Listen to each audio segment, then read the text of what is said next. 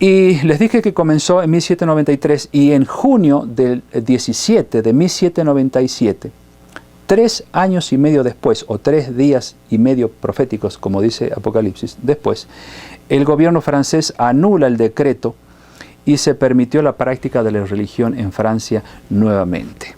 Tal como decía Apocalipsis, la palabra de Dios iba a ser silenciada por 3 años y medio, pero nuevamente resucitaría, volvería otra vez, volverían estos dos testigos a predicar. Durante esos 3 años y medio, amigos, en Francia ocurrieron cosas terribles. Se quemaban Biblias en cantidades, se cerraron todas las iglesias cristianas y se pidió que, por ley de asamblea, que se adorase a Dios y se practicase cualquier tipo de religión cristiana.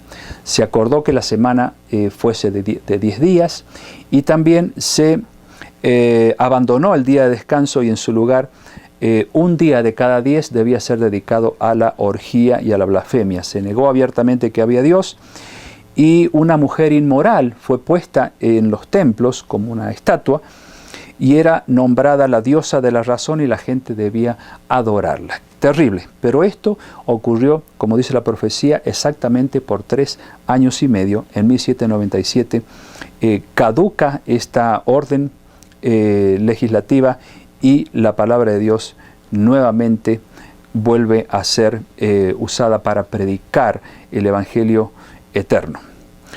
Y no solo que resucitarían estos dos testigos, sino que se elevarían muy alto. Si ustedes leen el versículo 11 del capítulo 11, pero después de 3 días y medio entró en ellos el espíritu de vida enviado por Dios, y se levantaron sobre sus pies y cayó gran temor sobre los que los vieron. Aquí vemos que el testimonio bíblico se elevaría, es decir, subiría hasta el cielo en el sentido de que llegaría a ser un libro nuevamente predicado y conocido en todas partes del mundo. 1804 y 1816, en estos 2 años se organizaron las 2 primeras grandes sociedades bíblicas y la Biblia comenzó a inundar el planeta y llegó a ser el libro más difundido de la historia de la humanidad hasta el día de hoy. Hubo un famoso francés que ustedes recordarán que se llamó Voltaire, ateo, y Voltaire dijo: se necesitaron 12 pescadores ignorantes para llevar adelante el Evangelio de Jesucristo, pero yo demostraré que alcanza con un francés para destruirlo. De aquí a 50 años nadie se acordará de Jesucristo. Esto lo dijo Voltaire. Y saben que paradójicamente 25 años después que él dijo eso, él ya había muerto, las sociedades bíblicas compraron la casa donde Voltaire había vivido y la convirtieron en depósito de Biblias. Qué justo que es Dios, ¿no? Cómo hizo venganza y entonces le tapó la boca no solo a este ateo, sino a tantos otros ateos que se burlaban de Dios. Y los 2 testigos ahora los vemos subiendo muy alto, es decir, tomando una fama prácticamente mundial gracias a las Sociedades Bíblicas Unidas que comenzaron a imprimir cantidades industriales la palabra de Dios. Cuando dice aquí que se produjo un gran terremoto, versículo 13, en aquella hora hubo un gran terremoto y la 10ª parte de la ciudad se derrumbó, y por el terremoto murieron un número de 7,000 hombres, y los demás se aterrorizaron y dieron gloria al Dios del cielo. En realidad se está refiriendo aquí a ese terremoto como si fuera un juicio parcial de Dios. No es un juicio completo, sino parcial, para que ese juicio, esa advertencia de Dios llevara respeto a su palabra, que pusiera el deseo en la gente de respetar estos 2 testigos que habían estado predicando vestidos de cilicio, es decir, con dificultad durante esos 1260 años de persecución. Ese terremoto que se menciona ahí también muchos piensan que se puede referir a la captura del Papa. Recuerdan Apocalipsis 13, donde habla de que el Papa fue apresado y se le quitaron los poderes temporales al Vaticano. También ese terremoto puede referirse a ese evento. Y Francia, amigos, es uno de esos 10 reyes que sería también la 10ª parte que cayó por un poco de tiempo y se levantó contra la religión, si es que queremos entender mejor el versículo 13. Y las 7.000 personas que murieron, que menciona ahí, podría entenderse como la realeza que perdió sus títulos de nobleza y fueron muertos. Esto despertó terror al principio y más tarde llevó a la gente, como dice aquí, a glorificar a Dios y volvieron a aceptar la Biblia y la religión. Recuerden que en Francia, Francia fue prácticamente la cuna del ateísmo y lamentablemente esparció esta idea Francia al norte, al este, hacia el norte, hacia el este y hasta la misma Rusia, y sembrando el concepto del ateísmo en la mente de muchísima gente. Y desgraciadamente fue un elemento que el diablo usó para tratar de sacar de la mente de la gente la idea de un Dios que nos ama, un Dios que nos enseña a ser felices. Apocalipsis 14:6, si volvemos a este capítulo que ya habíamos visto antes, aparece allí predicando este ángel que sabemos que se refiere a una iglesia, el remanente de Dios, un mensaje a todos los moradores de la tierra, a toda nación, tribu, lengua y pueblo. Y ese mensaje tiene que ver con el Evangelio eterno. Y si ustedes piensan en esas dos palabras, Evangelio eterno, estarán entendiendo lo que yo también entiendo, que es el Evangelio puro, eterno, sin cambios, sin modificaciones, sin infiltraciones de doctrinas humanas dentro de la misma. Ese es el Evangelio eterno, tal como los apóstoles lo predicaron a lo largo de su experiencia en la iglesia primitiva, cuando no existían doctrinas paganas mezcladas con la verdad de la palabra de Dios. Bueno, ese Evangelio eterno se debe predicar, pero con este libro, con la palabra de Dios, no con dogmas humanos, porque esos dogmas sí distorsionan el Evangelio eterno. El capítulo 14, entonces, el versículo 7, siguiendo la misión que este ángel o esta iglesia tiene de predicar a toda nación, tribu y lengua, diciendo, dice el 7, a gran voz, temed a Dios y dadle gloria, porque la hora de su juicio ha llegado, ya hemos estudiado este tema, y adorad a aquel que hizo el cielo, la tierra, el mar y las fuentes de las aguas. Aquí aparece este remanente recordándole al mundo que Dios debe ser adorado, tal como la palabra de Dios lo indica, en espíritu, y debe ser adorado de acuerdo a los términos del 4º mandamiento de la Santa Ley. De paso, el versículo 7 es un versículo opuesto a la doctrina de la evolución, que es de alguna manera un pariente muy cercano del ateísmo. Charles Darwin, por ejemplo, él pregonó la doctrina de la evolución. Hizo tanto daño con esa doctrina que hasta el día de hoy todavía en muchas escuelas, por no decir en la mayoría, se enseña que el hombre viene del mono. Amigos, a mí me gusta decirle a la gente que yo no vengo de un jardín zoológico, sino del jardín del Edén. Yo fui hecho a imagen de Dios, no a imagen de un animal.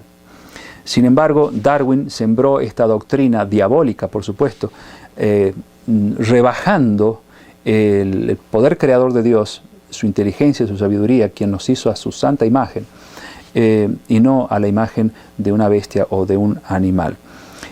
Pero bueno, esta doctrina del evolucionismo también fue ocasionando mucho daño hasta el día de hoy.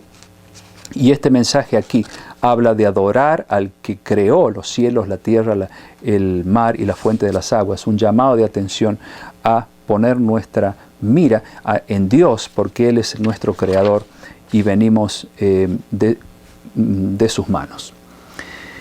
El versículo 8, un poquito más adelante, en el capítulo 14, dice, otro ángel le siguió diciendo, ha caído Babilonia, la gran ciudad, porque ha hecho beber a todas las naciones del vino, del furor de su fornicación. También estudiamos acerca de quién es Babilonia, este poder religioso confundido que fornica, es decir, está enseñando doctrinas contrarias a la palabra de Dios. Entre esas doctrinas está la idolatría, y que ha hecho beber a todas las naciones del vino de esa doctrina impura. Y un llamado de este remanente a ver que Babilonia luego de descubrirse las grandes verdades apostólicas echadas por tierra por el mismo poder romano, ahora hacia el fin de los tiempos es recuperada, así como Dios lo había profetizado a través de Daniel y ahora en el Apocalipsis, de que estas grandes verdades surgirían nuevamente. Isaías también, él dice que se restaurarían las grandes verdades de la palabra de Dios, porque Cristo va a volver y necesita preparar a un pueblo, y este pueblo debe preparar al mundo para ese evento que será su segunda venida. Y en el versículo 9 al 11 del capítulo 14 hay una tremenda amonestación que leímos en la lección anterior. Y el tercer ángel lo siguió diciendo a gran voz: si alguno adora a la bestia y a su imagen, y recibe la marca en su frente o en su mano, él también beberá del vino de la ira de Dios, que ha sido vaciado puro en el cáliz de su ira, y será atormentado con fuego y azufre delante de los santos ángeles y del Cordero. Y el humo de su tormento sube por los siglos de los siglos, y no tienen reposo de día ni de noche los que adoran a la bestia y a su imagen, ni nadie que reciba la marca de su nombre. Aspecto profético que hemos estudiado en detalle en la lección anterior. O sea, este es el mensaje de esta iglesia, de este remanente simbolizado por un ángel. Este remanente está pregonando grandes verdades que tienen que ser dadas a conocer al mundo para que el mundo finalmente tome una decisión. ¿De qué lado me voy a poner? ¿Del lado de los dos testigos, la palabra de Dios, Antiguo y Nuevo Testamento, o me pongo del lado de las tradiciones y enseñanzas humanas? Jesús dijo en Mateo 24:14, dándole de alguna manera complemento a lo que dice San Juan aquí en el capítulo 14, versos 6 y 7. Y será predicado este evangelio del reino en todo el mundo para testimonio a todas las naciones. Y entonces vendrá el fin. Mateo 24:14. En otras palabras, el mundo debe ser amonestado con estas verdades asombrosas del mensaje divino. Ustedes deben conocer, así como yo he llegado a conocer este mensaje. ¿Para qué?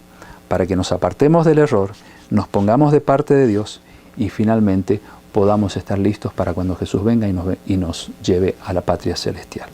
Marcos 16:16, allí dice clarito que no solo es suficiente con creer, también tenemos que arrepentirnos, experimentar un nuevo nacimiento en nuestra vida, para que de esa manera podamos ir preparando nuestra vida para la vida en el reino de los cielos.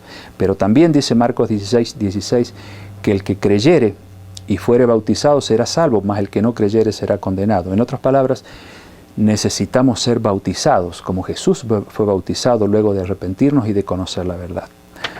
Si alguno de ustedes no ha pasado por esa maravillosa experiencia, lo que es el bautismo, que significa el casamiento simbólico con Cristo, les invito a que piensen en dar ese paso alguna vez. Porque el bautismo representa el aceptar a Cristo como Salvador en nuestra vida y significa también tener nuestros nombres escritos en el libro de la vida para que un día el Señor nos tenga allá en el reino de los cielos. Hay mucho más todavía para ver, amigos. Espero que haya quedado claro este tema de Apocalipsis 11 y ojalá que ustedes y yo nos pongamos de parte de Dios.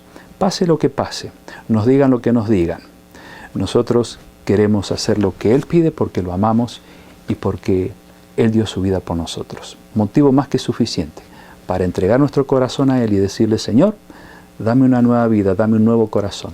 Ayúdame a estar preparado para ese día glorioso que se acerca rápidamente, cuando tú vendrás a buscar a tu pueblo. ¿Quieren ustedes ser parte de este maravilloso pueblo? Pues pónganlo en oración y Dios los va a guiar. Vamos a terminar con una palabra de oración y mañana estudiaremos otro apasionante tema del Apocalipsis. Oremos. Querido Dios, te damos gracias por esta gran revelación que hemos estudiado en esta lección.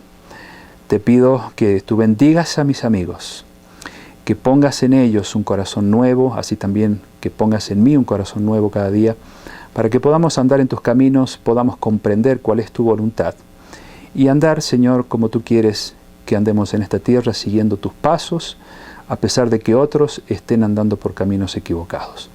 Te rogamos que nos ayudes a ser una luz en este camino que nos has señalado y que bendigas nuevamente a mis amigos en el nombre de Jesús. Amén.